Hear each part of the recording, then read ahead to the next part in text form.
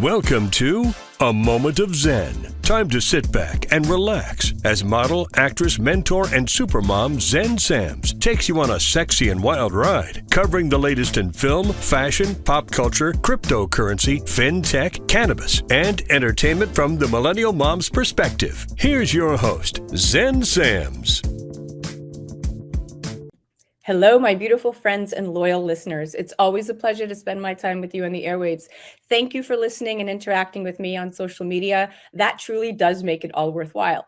Please make sure to follow me at Zen Sams. That's Zen with an X, not a Z. And remember that we're now on TV. Tune in at watch.kpmedia.tv and catch a moment of Zen on the Impact Live channel Sundays at 11 a.m. Eastern. All episodes are now available on demand. We have such a great show lined up for you guys today. In our influencer segment brought to us by Hi There, we are featuring Susana Damouni, a beauty lifestyle influencer with a very large social media platform and fan base of over 7 million followers. Today, she's coming on to chat with Tyler Gallant, actor and former pro ice hockey player. We're chatting about the Johnny Depp Amber Heard trial, the implications for the Me Too movement, and their take on if the jury made the right choice. In our Business and Buzz segment by Revere Securities, we are featuring the legendary Les Brown, one of the world's most renowned motivational speakers. Today, we're chatting about the power of words and how if you speak it, can it actually manifest? In our entertainment and hip hop culture segment brought to us by Romulus Entertainment, we are featuring Dave Brown, a founder of the 10-year running weekly and wildly successful Indie Night Film Festival in Los Angeles. Now, Indie Night is a film festival that aims to elevate the craft of artists while giving them an opportunity to showcase their films and network with other filmmakers. Now, Dave is an actor and film producer himself, and he's a very dear friend of Jamie Foxx. Today, we're chatting Hollywood, networking, and the platform he has launched that is helping aspiring talent get discovered. In our very famous Culinary and Wine segment this week, we're featuring Peter Grimadis, managing partner at Vice Cucina Restaurant Group and a celebrity himself. Today, he's joined by Dawn Gallagher, a former supermodel, author, vlogger, beauty expert, television host, and mom. Today, we are discussing healthy options when eating out and how to order clean, even if the menu feels heavy, the health benefits of wine, and what foods make our skin glow. Stay tuned. We'll be right back with mega influencers Susana Damouni and actor Tyler Gallant. You're listening to A Moment of Zen right here on 710 WOR, the voice of New York. We'll be right back after this. A Moment of Zen is brought to you by Hi There, a creative community exploring the culture, craft, and science of cannabis. Hi There believes that we have a collective responsibility towards eradicating the stigma, misinformation, and inequities surrounding this plant so we can unlock its true potential for all. To become involved and find out what all the excitement is about, download the Hi There app from the App Store and Google Play. Hi There, HIGHTHERE. Welcome back, my beautiful friends. You're listening to A Moment of Zen right here on 710 WOR, the voice of New York. I'm your host, Zen Sams. Coming up in our influencer segment brought to us by Hi There, we are featuring Susana Damouni, a beauty lifestyle influencer with a very large social media platform and fan base. She's known as the Barbie doll of Instagram with over 8 million followers. And today she's coming on with Tyler Gallant, actor and former pro ice hockey player and influencer of sorts. Today, we are chatting about the Johnny Depp Amber Heard trial, the implications for the Me Too movement, and their take on if the jury made the right decision. The trial is over. Now what? Well, it's easy to see why people became fascinated. Celebrity and bad behavior provided a tantalizing backdrop in the ultimate battle of the sexes. It's the kind of fascination we haven't seen since the O.J. Simpson murder trial, which at the time had pundits proclaiming there would never be anything else like it again. About 150 million Americans sat glued to their TVs watching the O.J. murder trial. Well, that was back in 1995. In 2022, with the help of technology constantly introducing streaming networks and smartphones to bring us news as it happens, more than 330 million people around the world watch Depp versus Heard on Dan Abrams' Law and Crime Network. Now, for a very long time, far too long, in fact, the media has felt secure in knowing defamation is pretty hard to prove. It's two-pronged. Financial loss needs to be proven, as well as malicious intent. Depp versus Heard just illustrated it can be done in an outsized fashion, nonetheless. And here to chat some more are influencers Susana Damouni and actor Tyler Gallant. Welcome to the show, my friends. Thank you for having us. Susana, welcome back. Thank you for having me back. All right, Susana, let's start with you. Do you agree with the jury's decision and why? No, I personally don't agree with the jury's decision because I think that Johnny should have not been found liable for one of the charges that he was liable for, from the quote of the Waldman quote. And I personally think that he was innocent on all charges. So you do agree with the verdict? I do agree with the jury, but I also wanted to say that I think that the jury also made the right decision because from what I watched and from discussions that I've had with others, we've all felt that just her performance is exactly what she did. She just kept changing her story. She just looked she looked like she was acting like she was doing her best performance ever just to prove her innocence. And that kind of made me feel that I just don't believe her. She just was not believable. Yeah, you didn't buy into the crocodile tears is what you're saying. Okay. Tyler, what's your perspective on this? I mean, I think that, Johnny's team, they really did a good job on hammering home that idea that it was a performance and that she was changing her testimony and this and that. And I think their legal strategy on that sense, I think did probably in the end make a difference for not only the jury, but a lot of viewers. And I think, I think there was, some level of abuse on both sides at some point, but I think Johnny ended up, I think the right decision was made. But it was definitely an interesting trial, that's for sure. Yeah, well, one of the jurors said that they didn't buy what he says were Amber's emotional swings from crying to ice cold. This particular male juror seemed to be swayed in no small part by Amber's demeanor on the stand, saying that jurors were uncomfortable, but what he seemed to say were these dramatic outbursts they just didn't buy, that the crying, the facial expressions, the staring at the jury, all of them were very uncomfortable. So I definitely understand what you're talking about in that perspective. All right, well, let's move on to another question I have for you guys here. Susana, do you feel do you think Hollywood will embrace them and welcome both of them back or one of them? And do you think that the companies that once dropped Johnny Depp are going to reinstate him? I don't think that the companies that once dropped Johnny Depp will reinstate him. I do think that other companies will hire Johnny Depp back because I feel he's an excellent actor and they saw the trial and I think they realized that he was defamed. As for Amber Heard, I don't think so. I don't know. That's just my opinion. I don't think so because I think that they may think that she's going to hang them out to dry because she's capable of doing certain things and maybe they won't trust her. Right. Well, the jury felt Amber and Johnny were mutually abusive. They did say that. But what Johnny had going for him is he seemed a little bit more relaxed with his facial expressions.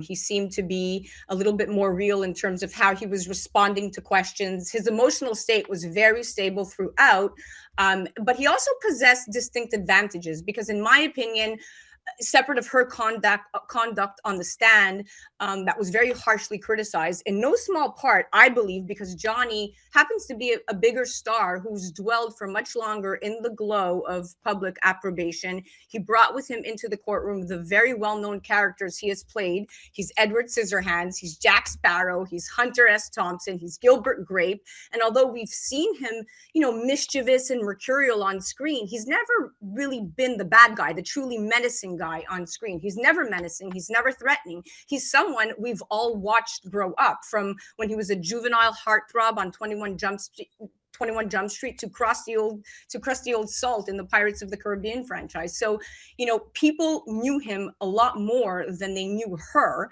So I think that played a lot into it. Tyler, do you feel that historically Hollywood has been more harsh on women speaking up against sexual abuse and violence? Well, I mean, I think, you know, up until everything that happened with Weinstein, I think abuse wasn't really talked about.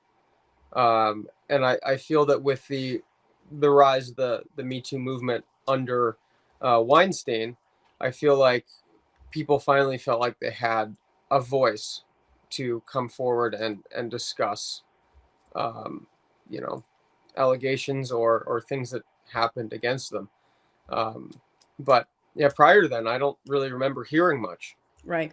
Well, you know, at the end of the day, if you really look at it from the bird's eye view, this is my perspective, and I respect all of yours perspectives, but this trial turned into a public orgy of misogyny. I'm sorry, but it did. Sure, most of the vitriol was directed at Amber, but it's hard to really shake the feeling that it was really directed at all women in particular, especially those of us who spoke out against gender abuse and sexual violence during the height of the Me Too movement. So it was quite offensive to a certain demographic. And we're in a moment of this anti-feminist backlash. I do believe that. And the modest gains that were made are now being retracted with this display of victim blaming at a massive scale. So Amber is still in an abusive relationship, if you ask me. But now it's not just with Johnny Depp, it's with the entire country. And it's unfortunate for her, but he really drove it home when he said, I am going to publicly make her pay for this. And these were quotes that came directly out of his own text messages. In 2016, he texted his friend Christian Carino, vowing revenge against her. She's begging for global humiliation is what he said, and she's going to get it. And he did just that. So I think there's both sides to every story. But Susana, I want to hear a little bit more from you. At what moment did you stop believing her when she took the stand? For one, like when you said how she kept looking at the jury, she just kept going. And I just thought it was just so phony. And I also think that Amber brought this upon herself, trying to have this face and this role for the Me Too movement. And I think that that's why a lot of, in my opinion, real physically abused women were upset about this. And a lot of really physically abused women, in my opinion, were upset with her because they were saying, I was in a domestic violent relationship and this is not how you act. And this is not, you know, you can't. And she would, like I said, on the trial, she would smile and then she would cry. And the cry was so fake. And I just stopped believing her. And I also feel like she was saying stuff like how she lost so much in it. And she was so dramatic about everything. And she also never took any accountability of anything that she did. And that kind of makes her look really not believable. Yeah, because I get it.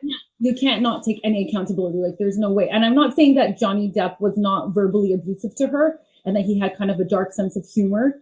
But I do think that I believe that she was verbally abusive and physically abusive. And he lost roles like the Pirates of the Caribbean and the Fantastic Beasts, and she didn't lose any money out of this. So she's paying for it now. All right. Career.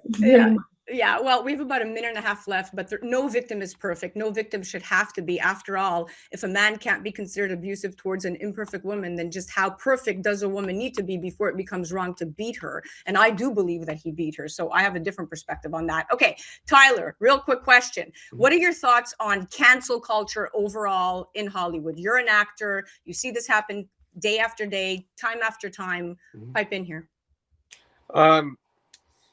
You know, I just think that, you know, cancel culture it's kind of a tricky thing in some circumstances because, you know, as we're taught through the actual justice system, we're taught to believe in, you know, innocent until proven guilty. And that's, through looking at evidence and facing an actual trial, where cancel culture has become something through, the actual, society, Yeah. and there is no evidence finding. There is no jury. You're right. You're right. Cancel culture is often less about actions than words, and cancellation is now synonymous with any criticism that invokes racial insensitivity, sexual misbehavior, or controversial opinions, right? So I definitely see your point of view. We are out of time. I want to thank both of you for coming on. It was very insightful to hear your POV on this. Susana, always a pleasure to have your Beauty Grace Hour show. Thank you. It's always an honor to be on your show. And Tyler, thank you so much for coming on. I know that you are somebody that trends really well. You do very, very good for yourself. And you're an influencer of sorts in your own right. So I'm definitely going to send people to your website and to follow you on the ground. Thank you for coming on. Thank you for having me. All right, definitely check out actor Tyler Gallant on the gram at actor_Tyler_G, and check out Susana at Susana.dxoxo. That was our influencer segment. You're listening to A Moment of Zen right here on 710 WOR, the voice of New York. We'll be right back after this. A Moment of Zen is brought to you by Hi There, a creative community exploring the culture, craft, and science of cannabis. Hi There believes that we have a collective responsibility towards eradicating the stigma, misinformation, and inequities surrounding this plant so we can unlock its true potential for all. To become involved and find out what all the excitement is about, download the Hi There app from the App Store and Google Play. Hi There, HIGHTHERE. Welcome back, my beautiful friends. You're listening to A Moment of Zen right here on 710 WOR, the voice of New York. I'm your host, Zen Sams. Welcoming back to our influencer segment is Susana Damouni and actor Tyler Gallant. Welcome back, guys. Thank you for having us back. Yep. Thank you for having us. All right, cool. Let's jump right into this. Tyler, do you feel that companies are now going to reinstate Johnny Depp after they had originally dropped him? I think it's going to be a slow process if it does happen. I think that, obviously, I saw some crazy metric on TikTok where he had over, I think it was 2 billion, trending hits on TikTok. Wow. So I think in that sense, I think some businesses are going to say, wow, okay, this guy is about as big as you get right now, trending as a topic. They might dabble a little bit in it. But I think overall, I think it's going to be a little bit before he, if he comes back to the height that we once knew him at. I'm not sure. Yeah, right. Fair point. Good point of view there. All right, Susana, after he won the case, Johnny Depp, being he, shared a very heartfelt message, and he felt like he had gotten his life back. And he said that the goal of bringing this case was to reveal the truth regardless of the outcome. What do you say to this? I have to agree with him because I believe it was 6 years of his life that he was defamed and raped of his career and destroyed him. And I feel like, that's all he wanted. He didn't want any money out of this. He just wanted to clear his name. And I don't blame him. If somebody did that to me, I would be fighting so hard because in the end of the day, all you have is your reputation. So for me, like, my reputation means a lot to me. So I could completely see where he was coming from. It wasn't just the jobs he lost. It was, he was defamed and he wanted the truth to come out. All right. Great. Fair enough. You said it. All right, Tyler. Binder notes. We've been hearing these binder notes that are resurfacing or surfacing now. And Amber says that she has a binder chock full of notes from therapy sessions with a doctor dating back to 2011, who she was reporting the alleged abuse to. And she says it's a real-time account of what was going on between her and Johnny. And remember, this is 2011, right? So It's very far removed from the case. Now, the documents were not included in Amber's legal showdown with Johnny because the judge reportedly ruled the therapist's notes were hearsay and inadmissible. Do you feel that if the notes had been incorporated and her team had done a better job at managing, you know, her emotional outbursts on the stand, that the outcome may have been different? You know, I don't necessarily know, because I think in looking at some of the footage, I was going back and watching some of the footage from the trial. Dr. Curry, who was a pretty esteemed professional in her field, had said that after showing some of the pictures from one of the, I don't know if it was part of the binder, but some of the material that Dr. Hughes, was that her name? What she had provided was not filled out, Dr. Curry said, as to how in the industry you would have actually done it as a doctor. And she said it wasn't filled out properly. And so she said that there were some discrepancies in how it was actually performed and that it wasn't up to the standard. Right. That's why he dismissed it. But had those notes not been dismissed, because the judge could have very easily said, sure, let's admit them into evidence. But I don't think she was maybe board certified or something. She was a therapist, so to speak, with that Amber confided in her. But my question is, playing devil's advocate, if you're confiding in any therapist in 2012, you're not premeditating that you're going to be in a court in 2022. So why not at least allow the jury to see what was actually transpiring that she was reporting to this woman in a short time after she and Johnny were married. So, you know, I don't know. This is all, it's above me, you know. And I'm just trying to keep up. I think touching on that, I think why I said I wasn't sure is what was kind of transpiring in the courtroom, as far as what it seemed some of the jurors were saying, was that they weren't trusting what Amber was saying. So I think that also plays into it, in that I don't know if they would have believed all of the things that she would have documented in that binder. Right. Because of her credibility up until that point in time when she took the stand. I see your point. Good point. Correct. Yeah. All right, Susana, I have an interesting question here for you. You want to pipe into that one? Go ahead. Yeah, because I was going to say, like, I think that Dr. Hughes also said something like, if you go to the doctor and she just kind of looks at you and says, oh, I think you have cancer, God forbid. How do you know that? She didn't do like a thorough, like what he said. It wasn't, she just checked off one box. She didn't actually do it properly, like the way she was supposed to, like Dr. Curry did. Like, you know what I mean? That's what the big...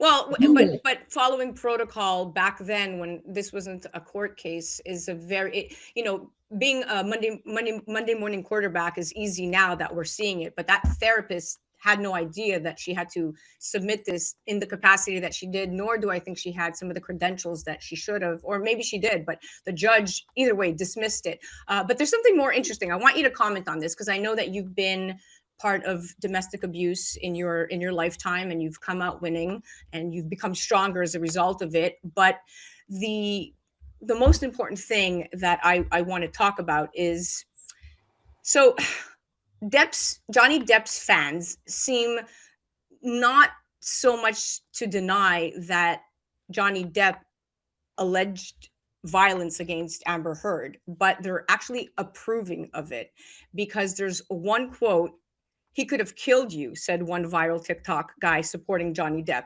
The text was superimposed over photos of Amber Heard's bruised face, which I get some people didn't believe. And they said he had every right to kill you if he chose to. Now that post has more than 220,000 likes. Is this not telling enough of what this trial bred? How do you feel as somebody who clearly still wants to stand up for women who are in domestic abuse relationships? I don't think anybody has the right to take anybody else's life away, so I don't agree with that. But I mean,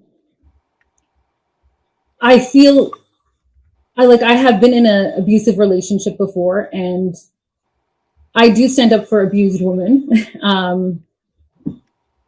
I just think that it kind of makes you stronger. I don't agree with that statement, but at the same time, it's hard for me to say, because I don't feel like she was physically abused.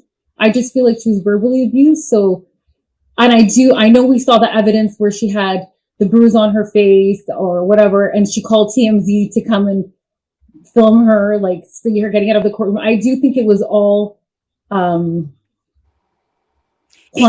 Premeditated. It could have been, but what the trial is breeding online, the haters that are coming out against her for whatever reason they have, right? Because of the way they viewed her in this trial. But for people, for his fans to go out there and say he could have killed you and he had every right to, that for me is fans that are going to defend him till the end, regardless if he is right or wrong. So it strikes me odd that they would not have sequestered the jury, that at least 50% of them had access to social media.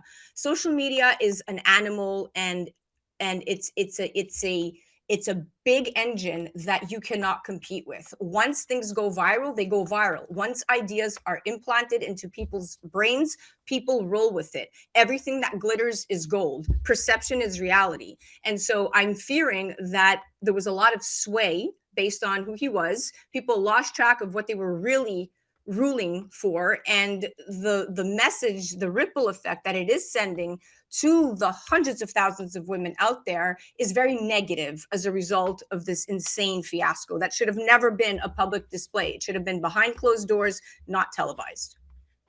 I don't think, nobody has the right to take, I don't agree with their statement. I don't think that anybody should even think that that's okay, that she should have been killed or anything like that. But I also think that maybe they're just saying it out of anger because they were so upset. And I'm not saying that it makes it okay, because it doesn't.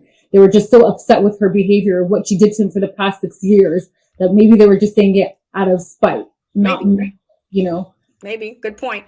All right, listen, we're out of time. Thank you both for another amazing segment. Tyler, thank you so much for coming on. Pleasure having you. Susana, always a pleasure having you on. Thank you so much, my darling. Thank you for having me. Absolutely. Guys, you definitely have to check out Susana Damouni on the gram at Susana.dxoxo, and check out Tyler Gallant at actor_Tyler_G. You're listening to A Moment of Zen right here on 710 WOR, the voice of New York. We'll be right back after this. A Moment of Zen is brought to you by Revere Securities. Revere is committed to building a relationship of trust in which they work closely with you to help you define your objectives, explore alternatives, and choose the financial and investment strategies that are most appropriate for you. Go to reveresecurities.com. Welcome back, my beautiful friends. You're listening to A Moment of Zen right here on 710 WOR, the voice of New York. I'm your host, Zen Sams. Up next in our Business and Buzz segment, brought to us by Revere Securities, we are featuring the legendary Les Brown, one of the world's most renowned motivational speakers. Today, we're chatting about the power of words and how if you speak it, can it actually manifest. Now, Les is a dynamic personality and highly sought after resource in business and professional circles for Fortune 500 CEOs, small business owners, nonprofit, and community leaders. For 3 decades, he's not only studied the science of achievement, he's mastered it by interviewing hundreds of successful business leaders and collaborating with them in the boardroom, translating their theories into bottom line results. It takes a lot of courage to become a motivational orator, since you need to own qualities and be adaptive to different audiences and their expectations. A person like Les, who's decided to dedicate their life to business motivational speaking, needs to have lots of merits. You have to know how to motivate and teach a lesson in a natural and relatable way. You need to be confident, passionate, empathetic, and dynamic. A strong speaking voice and a good sense of humor can work wonders and are the best ways to keep your audience engaged. Addressing audiences from Denmark to Dubai, Canada to the Caribbean, Les Brown is invited back again and again for his powerful message and the ability to connect deeply with people from all walks of life. It isn't just his great smile and his way with words that motivates people to take action like never before. When people face roadblocks or adversity, it is the depth of his knowledge on achievement that creates lasting results. And here to give us our dose of motivation is Les Brown himself. Welcome to the show, superstar. Thank you so very much. It's a plum-pleasing pleasure as well as a privilege. It's always a treat when great people meet. I love it. I love it. So back on spoken word here. So in the beginning was the Word, and the Word was with God, and the word was God. That is a Bible quote that we can all learn from, right? A very well-known Bible verse. And looking beyond the religious overtones, there's a message to be found in this for everyone, because everything begins with a word. Les, talk to me about the notion of speaking the words into the universe. Ask and you shall receive. Well, first of all, thank you so much for this opportunity, Zen, to be on your program. And thank you for the stand that you've decided to take with your life to bring light where there's darkness, to give hope in a time where there's so many people are feeling hopeless, in a time of major disruptions. And your words and this program is designed to help people to see the value of looking at themselves and going through a radical change to begin to adapt to where we are. Congratulations to you and your staff for the work that you're doing. Words are very important. Nothing happens until it's spoken. Something Warren Buffett said recently. He said, you increase your value by 50% by improving your ability to communicate. He was on a financial panel, and they were talking about what's the most important investment one can make. And here's a guy with billions of dollars in real estate, billions of dollars in the stock market. And he said the most important investment you can make is in yourself. So when you begin to use your communication skills, hold a vision of what you want to achieve, and back that up with effort, nothing works until you work, then the possibilities are unlimited. I couldn't agree more, because words consist of vibration and sound. It's in these vibrations that create the very reality that surrounds us. So words are the creator of our universe, our lives, our reality. And without words, a thought can never become a reality, to your point. And this is something that we have seen throughout history, and as far back as the Bible, which writes of God, right? Whatever the word may mean to you, saying, let there be light, and as a result, creating light. So if our words and thoughts are the very tools which we create our reality, then surely they are our most powerful tool yet. So we should only pick the very best words in order to create our very best reality. Well, without any question, but I have to inject in here words backed up with action. The word says, commit thy works unto the Lord, and thy thoughts shall be established. In all thy ways acknowledge him, and he shall direct thy path. You can speak all the words you want, but if you're not willing to work, if you're not willing to roll up your sleeves and learn everything that you can, if you're not willing to learn, no one can help you. If you're willing to learn, no one can stop you. And as you speak these words to begin to dismantle your current mental conditioning so that you have a vision of yourself beyond your circumstances and mental conditioning, and back that up, working tenaciously in the direction of what it is you want to create for yourself. Abraham Lincoln said something that I like very much. He said, I love the future, he said, because I'm going to create it. So he was not just talking in terms of speaking it, and that's major, but managing and taking control of our minds and backing it up, doing the things that we need to do to make the radical change in ourselves, to upgrade our skill set so that we can begin to have the versatility and flexibility to master where we are. Yes, you said it. Amen. And as a society, we've become conditioned to talk about our misfortunes and problems. We take our interpretations of events, people, and ourselves and communicate them to the world, bringing them into existence. So by that admission, when we moan or complain about our lives to others, we're putting those negative words out there to become a reality. And when you say something out loud enough times, your words become the truth, not only in your own mind, but in the minds of everyone you are saying them to. So is there any truth to this? I think there is. And I do believe that, you put out a certain energy to only receive it back. We have to take into account we're made in the likeness and image of God. We've been given authority and dominion over everything on the face of the earth. It doesn't get any better than that. We are designed to win, but we have been and are being programmed to fail. When you have a system of education where your intelligence is measured based upon not critical thinking, but your ability to memorize. And now we're living in a place where children have access to phones and they can Google any question that you give them. Now, having just a good memory and a place where this is a place where Peter Drucker called the three C's: accelerated change, overwhelming complexity, and tremendous competition. We can use all the metaphysical terms that we choose to. However, if you don't have the ability to look at where you are and ask yourself the question, first, who am I? Second, what am I to do with this? Third, what behavior change must I make in order to do what I want to do? Einstein said, and this is where I believe we are. He said, the thinking that has brought me this far has created some problems that this thinking can't solve. And so he knew that in order to accomplish the things that he wanted to accomplish, he had to integrate the thinking of some other people. And so that's major. This is a time that we have to create collaborative, achievement-driven, supportive relationships, because God meets us at the end of our effort.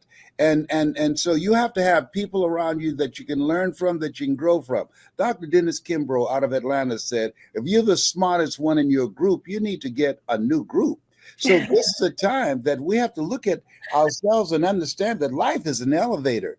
And the higher you go up, you have to stop and let some people off and bring some new people on who have a new level of thinking that you don't have, abilities, resources, and talents and connections that can help you have a major breakthrough. You are so 100% right. When you are saying that out loud and I'm listening to it, I'm thinking of my own world and my own existence, and the words "I am what I am." I repeat those often, right? And because they affirm who you are, your dreams, right? Your hopes and your successes, with two of the most powerful words that a person can ever utter: I am. So in the morning, I had a coach in acting school. I went to Lee Strasberg, and he always used to say, these two small but incredibly powerful words should be considered the most precious words that you have in your entire vocabulary, because how we end the sentence "I am" defines who we are to ourselves and to everybody around us. So when you say "I am fat," "I am lazy," "I am shy," or "I am beautiful," "I'm confident," "I'm successful," "I'm happy," this is the exact truth that you are creating for yourself. It doesn't even matter if there is any truth in the words that you are saying. How you finish those two little words is how you define your reality. So why not choose a higher expression for yourself and remind yourself of what you are and what you wish to be by starting each morning with a positive affirmation, beginning with those magical words, "I am." And that was a lesson that has stayed with me forever. But it reminds me of what you're talking about. Well, I got up this morning, as I do every morning, and say, I am healthy, I'm strong, even though I am a 29-year fourth stage cancer conqueror. I'm dealing with right now, as I speak to you, fourth stage cancer. So how can you say I am healthy? We must call forth those things that be not as though they were. When we say I am and back it up with something positive and hold the vision and do the work and have a spirit of expectation that it will happen, we're literally programming ourselves. Is an area of thinking that you're familiar with. It's psychoneuroimmunology, psycho the mind, neuro the nervous system, immunology, our immune system. Our words, as Bruce Lipton, as you know, who wrote The Biology of Belief, our words program and impact the community of cells in our bodies to protect us from dis-ease. Now, how can we practice better self-awareness? First of all, beginning to understand, judge not according to appearances. Remember the play Lion King, Simba, you're more than that which you have become. All right. We are stronger than we give ourselves credit for being. Our words are a reflection of our thoughts and our actions and the energy that we put into each step that we are taking, moving our lives forward. So we want to create an experience for ourselves in our mindset, regardless of our situation. Don't buy into what's happening to you. Elsie Robinson said, Things may happen around you and things may happen to you, but the only things that really count are the things that happen in you. And that's what we can control. And so you control that which you can control. And so even when I'm going through discomfort, even when they look at my chart and say, hey, your white blood cells, they're lower than what they should be, we speak words that will empower us, that will begin to increase our sense of self, that no matter how bad it is or how bad it gets, I'm going to make it. We must say that to ourselves. Why? That gives us hope. And when you have hope in the future, that gives you power in the present that you were able to extract out of the words that you speak, not just verbally, but the words that you speak to yourself, what psychologists call our self-explanatory style. Nice, nice. So the first step, if I'm listening carefully, that we need to take in order to conquer this is to practice better self-awareness over the words that we are using. So next time I'm about to open my mouth or complain, I'm going to ask myself, why am I about to say this? How is this going to serve me or my happiness? And I'm going to ask myself these two important questions. And without a doubt, I'm going to discover that, in fact, I'm speaking out of fear most of the time. And this is the fear that I'm not good enough, or the fear that I'm in the wrong relationship, or the fear that I'm in the wrong career. But most importantly of all, I'm going to realize that by voicing these fears, I'm going to be doing nothing for my happiness. So my words can only make me feel worse. And manifesting these fears into my life is with greater intensity is something that I only want to put positive things out. So even in what you just told me, you just taught me a whole lot, Les. Thank you. It's something you said that's major. God has not given us a spirit of fear, but of power and of love and of sound mind. You can't be in a sound mind when you're scared. Okay. That's right. Right. So if you look at the word fear, most people in a fearful situation, they forget everything and run. But there are others like you, Zen, and people who listen to your program.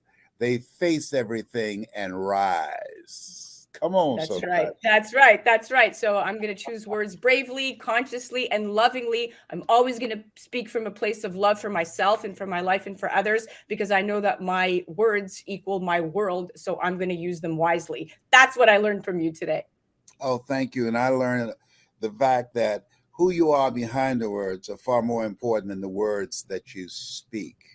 So true. Well, we're out of time, my dear friend. Thank you so much for coming on. It was such an honor having you. It's an honor to be here. Thank you. Continue to be who you are and continue to rise and create waves like other individuals like myself can follow you. Amen. You said it, brother. That was Les Brown. Check him out at lesbrown.com. That was our Business and Buzz segment brought to you by Revere Securities. You're listening to A Moment of Zen right here on 710 WOR, the voice of New York. We'll be right back after this. A Moment of Zen is brought to you by CCP Digital, bringing you a view from inside blockchain, cryptocurrency, and NFTs. Introducing the latest Blockchain Heroes series, Retro Rebellion NFT collectible card packs from the Nifty Company. Available January 2022. Find out more online at ccpdigital.com.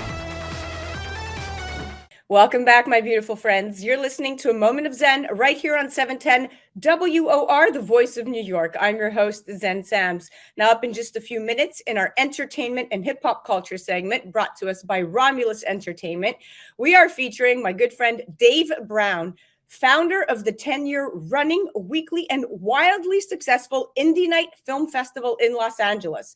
Now, Indie Night is a weekly film festival that aims to elevate the craft of artists while giving them an opportunity to showcase their films and network with other filmmakers. He is quite the talent himself. He's an actor and film producer and a dear and close friend to Jamie Foxx. Now, Dave Brown is responsible for executing Jamie Foxx's Oscar celebration event and currently is working with Jamie's management team. He's here to chat some more and give us insight on his Hollywood endeavors. Welcome to the show, superstar. Hey, thank you, Zen. How you doing? Thanks for having me on the show. Absolutely. Absolutely. Nice to see you again. We hung out in Greece just a few weeks ago filming Tin Soldier. So Soldier. big shout out to Brad Furman, who is directing, and a huge, ginormous shout out to your boy Jamie Foxx. Yeah, it was great, and it's great to just to be able to shoot in Greece and enjoy the beauty. It's so beautiful. I didn't know. This was my first time to Greece, so I was enjoying it a lot. Just seeing Thessaloniki and just experiencing that type of that lifestyle was just really fun. I had a great time out there. Yes, Thessaloniki, Greece is beautiful. I know we were filming in Drama, Greece as well. We hung out till about 5 a.m. in that century-old hotel. All right, let's chat. You and Jamie are tight, real close. Your daughters are hanging out. You work together. You're traveling with him. How did this brotherhood come about? Oh, man. Well, I mean, being an actor, I was, when I got to LA, I came to LA a long time ago, back in 92. And when I was in LA, there was, I would just have these gatherings. It started with my birthday party. And everybody, when you're going for auditions and stuff, and I knew everybody, I'm a people person. So I just called everybody to my birthday party. And it turns out that when I'm calling everybody to my birthday party, it was everybody that was big back then coming up. It was all the NBA players that played for the Lakers. It was, you had Wesley Snipes when he was at his top peak, would come to my birthday party. And so I would have, Jamie Foxx, Morris Chester, everybody would come to my birthday parties. So what I started doing is I started thinking about the industry itself is all about the circles that you form. And so I thought about something. I said, out of sight, out of mind, how can I put you down if I don't see you? So what I would do is just call everybody in Hollywood and say, hey, come together and let's have a night with music and everything, but you can only get in on a list. So I ended up doing that type of stuff. And then I booked a movie called The Earl Manigault Story.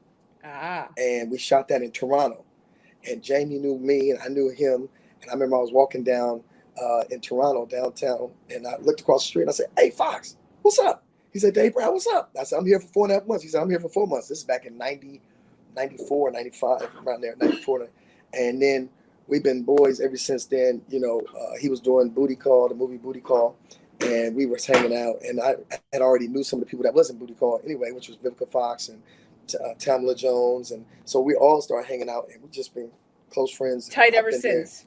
Ever since. I love this. I could listen to you speak about these stories because they're so organic and so evergreen, really. Okay, fast forward to Indie Film Festival. You said, and I love what you said, since the goal for every writer, director, and producer is to get to the big screen, your philosophy is, hey, why not just start there? So talk to me about the festival. It was crazy, Zen, because you know what? When I started the film festival, I told somebody that I was going to do a weekly film festival. They looked at me like, a weekly film festival, they'll never work. I said, why do you say that? They said, because most film festivals are once a year. You'll never have enough content. I said, I was a film major at Morehouse in Atlanta. And, film and theater was my major. And so I was like, that's not true. When we had to graduate from college, we all did a short film in order to graduate. Yeah. And there were a lot of great short films, but then what do you do with them after? You just put them on the shelf and they just sit there for years. But why not give everybody that stepping stone to create the bridge where you can see these college short films and hopefully turn them into full features, or just give them some type of a stepping stone to where people can just see them and see their work, whether you be a writer, director, actor, producer. And so when they told me I couldn't do it, that's one thing you can't do, is tell me I can't do something, because I'm gonna prove you wrong. I'm gonna always put my best foot forward to make sure that I do succeed at anything I do. So I started it 10 years ago, and it's inside the TCL Chinese Theater. And I always look at it, I said, common goal, like I said, is to get to the big screen. So why not start on the big screen? Give everybody an opportunity to be seen. And what I do is I call all the producers, all the writers down, all the directors down. And you're plugged and you're connected. So when you're calling people, real people are showing up. Everybody's showing up. And I don't know if you know who Robbie Reed is, but she's one of the biggest casting directors ever in filmmaking. And so she comes down once a month, looks for talent, at the Chinese Theater in LA. And so And you said something very interesting. You said, I strive to leave an imprint on anything that I do. I'm the Anything. guy that helps the next person get to that next level. Yeah. And for me, as talent, to hear those words or to read those words gave me such insight and depth of who you are at the core, despite of your Hollywood entourage, which is a big one and a hefty one, and you're around Jamie Foxx almost all the time, Yeah. but still you remain humble and true. Talk to me about some of your discoveries via Indie Night. You know, there's a guy by the name of Joel Taylor, and Joel Taylor went to USC, and he had a short film that he brought to me, and I said, yo, I'm going to screen it in Indie Night. And so then my business partner, one of our other business partners, Tatari Turner, came, and he was hosting Indie Night that weekend. And I told him, I said, you need to see this guy right here. He's incredible. He watched this film. His film was incredible, and everybody was like, wow, you know, got a standing ovation. And then Tatari was like, hey, this guy is good. Yeah. So he took him to CAA. Now, this all happened in Wow. 3 years, 3 year span. Watch this. He took him to CAA, where he got signed with CAA. Then he wrote the movie called Creed 2. He wrote that. Wow. And then after that, he wrote Space Jam 2. Mind-blowing. And then after that, he came back, and then he came to us and was like, hey, I have this film. I think Jamie would be great for it. He's a first-time director. He wanted to direct, and he wrote this movie. Wow. And it was incredible. They cloned Tyrone. It's coming out. And you know, I said wow like 5 times right now, because these are the types of discoveries and organic success stories that we want to hear about. So it's coming out.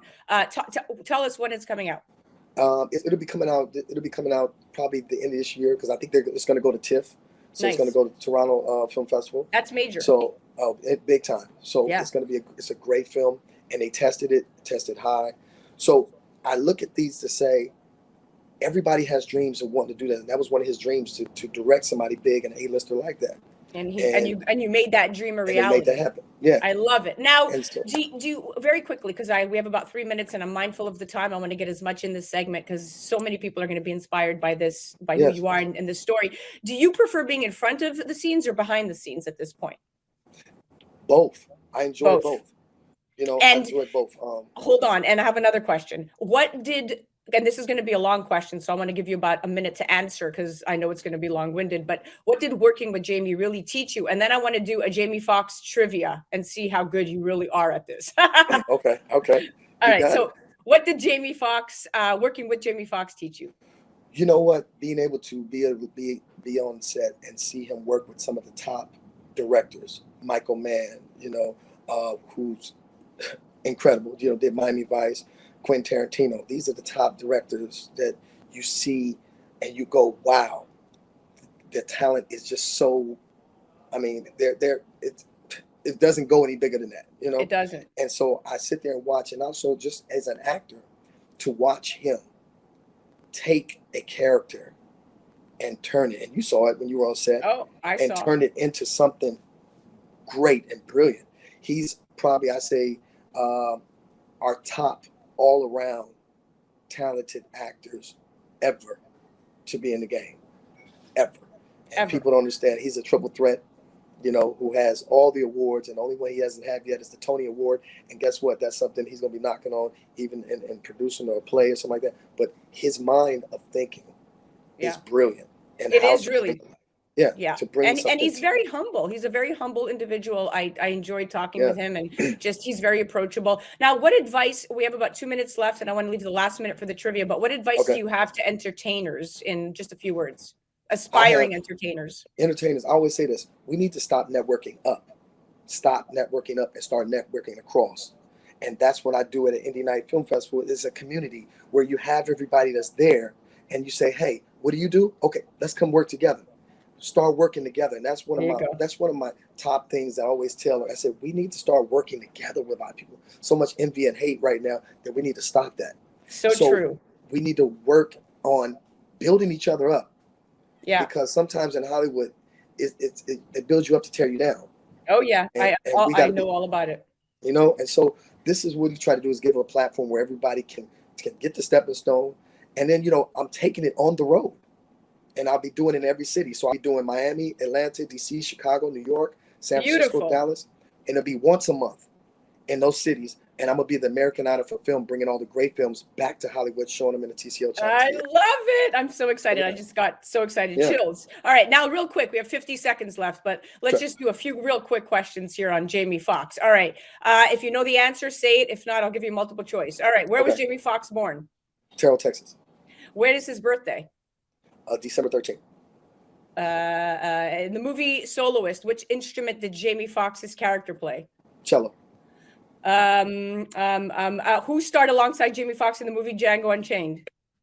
Leonardo DiCaprio. Which movie did Jamie Foxx star alongside Tom Cruise? That was wait. How can I think right now? Shade, Stealth, Jarhead. No. Collateral. There you go. Which 2009 film did Jamie Foxx star alongside actor Gerald Butler? Oh my God! Wait, President. When he played the president, it was White House Down, The Kingdom, Due Date, or Unlawed by Citizen. There you go. You said it. All right, you win. That was incredible. Thank you so much for coming on. It was so inspiring talking to you, and I know you're gonna inspire a lot of people with this interview. Thank you for having me. Thank you very much. And I enjoyed your show and everything. Enjoyed you and your family. So thank you very much. All right, guys, you definitely have to check out Dave Brown. He's incredible. Go to his website, IndieNightFilmFestival.com. Check him out on the gram at Dave Brown USA. That was our entertainment, hip hop, and culture segment brought to us by Romulus Entertainment. You're listening to A Moment of Zen right here on 710 WOR, the voice of New York. We'll be right back after this. If you've missed out dining in New York City for the past year, it's time to visit the legendary Vice Cucina. Located in the heart of Midtown, Vice specializes in blending delicious Northern Italian and American cuisine with dishes such as the incredible taglione lobster, ravioli masala, ossobuco, and pappardelle al telefono, along with many other mouthwatering offerings. You deserve a great night out. Call Vice Cucina, 212-757-2600 or online at vicecucina.com. Welcome back, my beautiful friends. You're listening to A Moment of Zen right here on 710 WOR, the voice of New York. I'm your host, Zen Sams. Coming up, we have our very famous Culinary and Wine segment. And this week, we are featuring returning contributor Peter Grimatis, managing partner at Vice Cucina Restaurant Group, and quite the celebrity himself. Today, he is joined by Dawn Gallagher. She's a former supermodel, an author, a vlogger, a beauty expert, a television host, and best of all, a mother.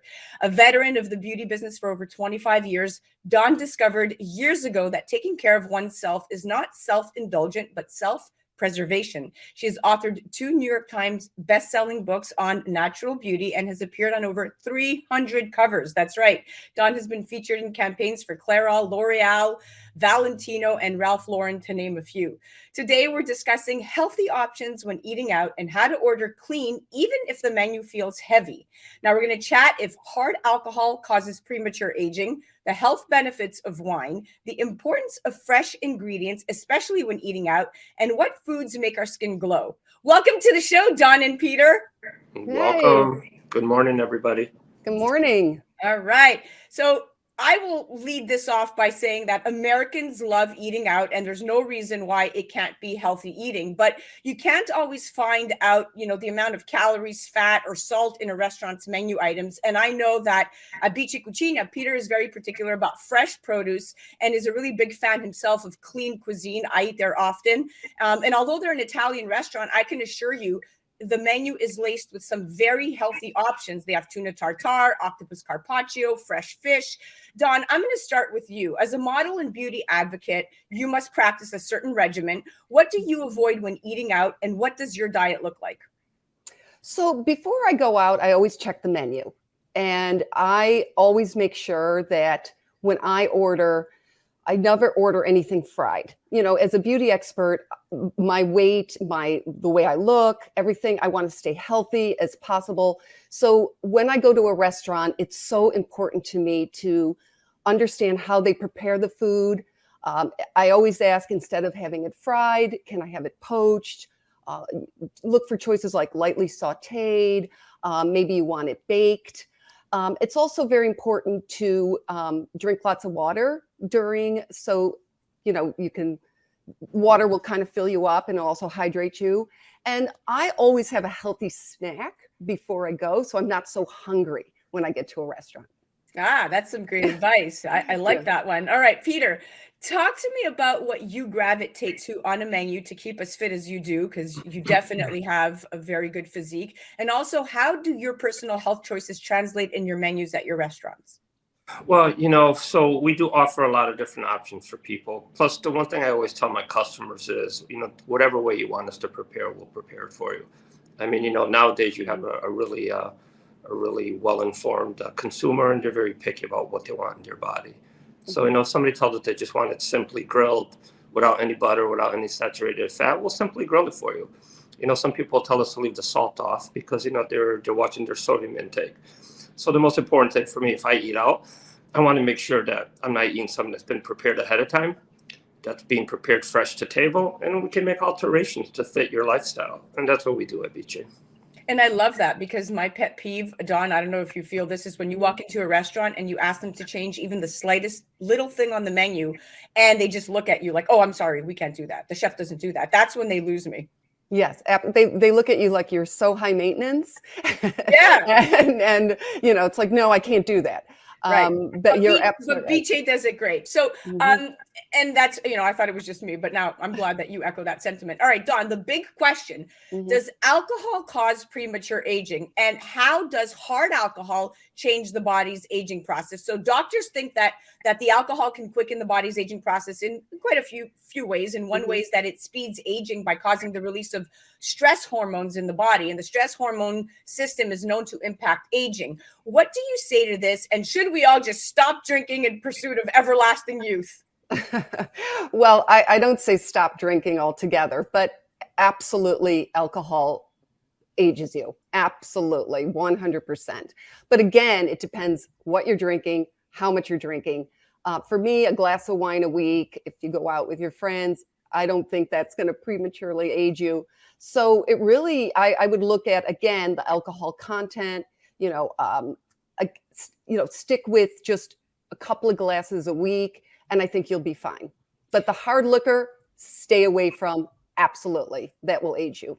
Oh, without a doubt. Yeah, hard liquor is something that Peter and I talk about this all the time. One thing you said that piqued an interest is one glass of alcohol a week. I was like, yeah, I'm more like at 3 a night. So just to be honest, right? Yeah. So I'm looking for the silver lining here. And I know, Peter, I know you love wine, as do I. And wine has been a part of people's evening routines for centuries. And it doesn't really look like it's going away anytime soon. I mean, drinking wine versus hard liquor can actually contribute to some really cool health benefits, so long as it's done, to your point, in moderation, Dawn. But what exactly happens when you drink the recommended 1 to 2 drinks per night? Well, experts say we might have less stress, our mental health could improve, our heart might be healthier, our gut health could improve. So Peter, tell me, how is wine a part of your business model outside of just serving it, and how important is it for the proper pairing at your restaurant? So wine is not only a necessity in my life, it's a requirement. When I look at certain medication and it says, do you drink more than 3 glasses a day? And I'm like, of course not. I drink more than 3 bottles a day. That calculation makes no sense in my industry. But, in all fairness, it's all moderation, right? I mean, you get these people that look really old, really aged, the skin, they're looking way past what they should be looking at, but they're drinking excessively. If you're going to bed drunk every night, if you're waking up and your body doesn't feel good, if you can't make it to the gym, then you're excessing, and you should stop. It's hard for some people, and some people have issues with it. But I've been drinking my whole life since I was 11 years old, and I've never had any health issues, knock on wood.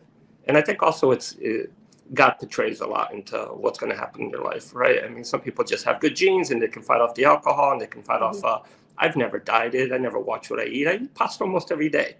Right. And, I'm just been lucky, but everything's moderation. You can't eat fat saturated foods every day. You can't get drunk every day. I stay away from hard liquor. I've never had scotch or brandy or any of those. In my industry, if it's clear, it's better for you. So I drink white wine. I only drink stuff that's clear, tequila, vodka, and I always stay away from the brown stuff. Good stuff. Brown does not go down. White is all right. I love that. I love that. Peter, I just love also what you said in moderation, because some people can handle it more. Like, I'm such a lightweight. I can't have 3 glasses of wine a night. I'm completely obliterated. So I think what people need to understand, it depends on your level of tolerance, and everything in moderation. Yes, without a doubt. Absolutely. And I'd rather find women like you. I mean, it's expensive for girls who drink 7 to 8 drinks. I'm telling you, in New York City, the average wine is $20 a glass. So I'm a cheap date. We love light drinkers. Absolutely. Well, not at the restaurant. I'm talking about my personal life now. Yeah. Business-wise, we like to have the winos come in. I love it. All right, we have about 3 minutes left, and let's touch on something that's quite important. Dawn, this is your area of expertise, so to speak, because we've all heard it. You are what you eat, and as scientists learn more about diet and the body, it's increasingly clear that what we eat can significantly affect the health and aging of our skin. What foods do you recommend just to make our skin glow? Well, first of all, you have gorgeous skin, so it seems like you have no issues around that. But for me, just really clean, healthy eating. That is, no fried foods, things, heavy sauces, creamy soups, things like that. And as you age, your metabolism slows way down. I always say it comes to a screeching halt. So, in moderation, you can have the dessert here and there, or what have you. But for me, really healthy, clean, steamed vegetables, fresh salads without the bacon and croutons and heavy sauces on it. I just love everything fresh. So if it's, fresh fish that's grilled or broiled, I do eat chicken, things like that. Simple diet. Simple, clean. Yep. And there are certain foods like fatty fish, like you said, avocados, walnuts, sunflower seeds, even dark chocolate, Brazil nuts. Yeah. Right. My favorite is sweet potatoes, because they have a really high level of concentration of beta carotene, and it's a nutrient found in plants, and it functions as a provitamin A, which means it can be converted into vitamin A in your body. And for me, I love the beta carotene of it all. It's found in oranges and vegetables, spinach, sweet potatoes. But the best part of it all is that it keeps your skin healthy by acting as a natural sunblock. Right. And when consumed, this antioxidant is actually incorporated into your skin and helps protect your skin cells from sun exposure. And it gives you that orange little glow. So it's great. Peter, there are many reasons Italy is famous for its food culture. Okay. It's a place where meals are taken very seriously. There are no supermarkets where shoppers stock up on weeks worth of groceries. Instead, there are many market stalls and specialty shops. And I know that you echo the same sentiment about fresh ingredients. Talk to me about your prep and the choice of your ingredients really quick. You have about a minute. Well, our ingredients are based on our menu. Our menu dates back to 1926 in Milan, to the first biche, which is still there. And at biche, we've always prided ourselves on, if you can't pronounce what's going into your food, it's not going to be on our menu. Right? So everything's just fresh. Everything's just simple. Nobody ever calls me to the table and asks me to describe a word on the menu, because, everything on the menu is as simple as you can get. So that's what we pride on ourselves. Our ingredients really haven't changed since 1926 as far as our pasta and our sauces. Obviously, you have to stay with the trend. So you got the people that are coming in, like they weren't doing tuna tartare, back in the day. But it's all fresh stuff. It is. I mean, it's all fresh. We get our fish with the head on. That's the way to always make sure that you're getting a fresh fish, because when it's farm raised and it's cut for you, it could be frozen. A lot of it is frozen. So I like to see the head on my fish. I have my chef put that. And so, that's how you take precautions to make fresh ingredients. Great. Well, we're out of time. Definitely check out more of Dawn and Peter. They both have incredible websites. Thank you both for coming on. That was our culinary and wine segment brought to us by Bice Cucina. That was Peter Guimares, managing partner at Bice Cucina Restaurant Group. Definitely check them out, bicecucina.com, and check out Dawn Gallagher at Dawn Gallagher on the gram and DawnGallagher.com. You're listening to A Moment of Zen right here on 710 WOR, the voice of New York. We'll be right back after this. A Moment of Zen is brought to you by Caldwell Soames Incorporated, investing globally in transformative businesses like Original Digital Corporation, or ODC. ODC develops advanced consumer and commercial fintech solutions such as OG Pay, which will transform the way you manage your money. From sending and receiving money globally for free, paying for goods and services in person and online, pay bills, buy and sell digital currencies, all while earning interest. OG Pay is easy to set up, FDIC insured, and your information is secured. Check out ogpay.com. A Moment of Zen is brought to you by Tempus, the next generation of the engagement economy, allowing people to make money on their data and earn cryptocurrency for the time they spend on things they already currently love to do. With Tempus, brands will have the ability to pay you directly for interacting with apps, watching videos, playing games, and more. Tempus, the time is now. Engage and earn. We're at the end of our date, my dear friends. Remember to join me right here on 710 WOR, the voice of New York, every Saturday night from 9 to 10 p.m. or go to 710WOR.iHeart.com/A Moment of Zen. And remember, we're now on TV. You can download the KP Media TV app on Roku, Amazon Fire, Apple TV, or Android TV, or you can just tune in at watch.kpmedia.tv and catch us on the Impact Live channel Sundays at 11 a.m. Eastern. All episodes of A Moment of Zen are now available on demand. Thank you for listening to us. It has been an absolute pleasure being your host. Thanks again to all of our sponsors. And remember, happiness is the only thing that multiplies when you share it.